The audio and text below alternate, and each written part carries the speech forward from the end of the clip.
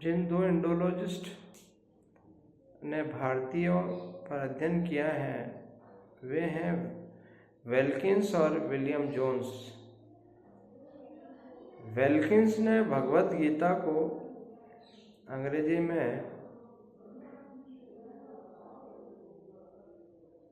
Translate किया है। William Jones, जिन्होंने 1784 में the Asiatic Society of Bengal की स्थापना की, इस संस्था का मूल उद्देश्य भारतीयों को और भारतीय भाषाओं को और भारतीय इतिहास को साधारण भाषा में अंग्रेजी में उसका शोध करना और उस पर आर्टिकल लिखना था, जिसकी सहायता से अंग्रेज यहाँ के लोगों के बारे में जानकारी प्राप्त कर सके।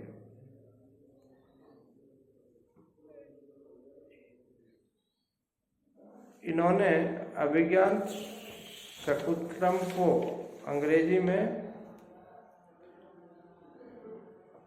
में इसका ट्रांसलेशन किया था।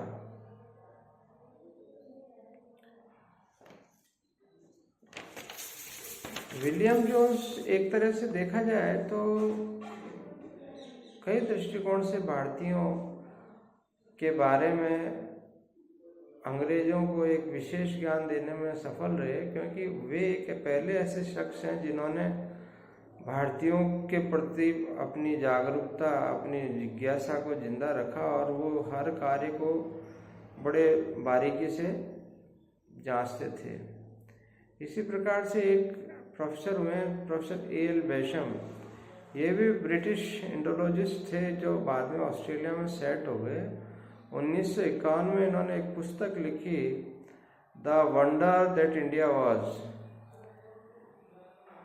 इसके अतिरिक्त मैक्स मुलर ने ऋग्वेद को अंग्रेजी भाषा में ट्रांसलेट किया है। इस प्रकार से देखा जाए तो मैक्स मुलर का बहुत बड़ा योगदान है एक इस थ्योरी को बढ़ाने में कि आर्यों का मूल निवास स्थान यूरेशिया था, जो वर्तमान में कजाकिस्तान है।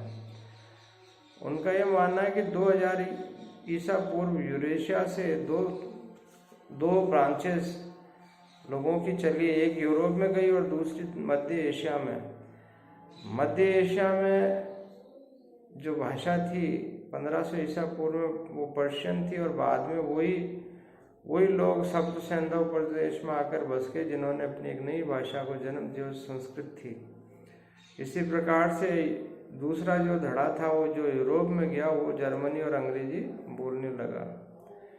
ये सारी की सारी जो थ्योरी है ये भाषा विज्ञान पर आधारित है, और ये एक तरह से इसकी एविडेंस एपिग्राफिकली मिलती है, क्योंकि बोगसकोई नामक स्थान पर जो 1400 ईसा पूर्व में मध्य एशिया में प्राप्त होता है, उसमें भारतीय देवताओं के बारे में उल्लेख मिलता है, जो ये साबित करता है कि वहाँ पर भी भारतीयों का शासन रहा होगा।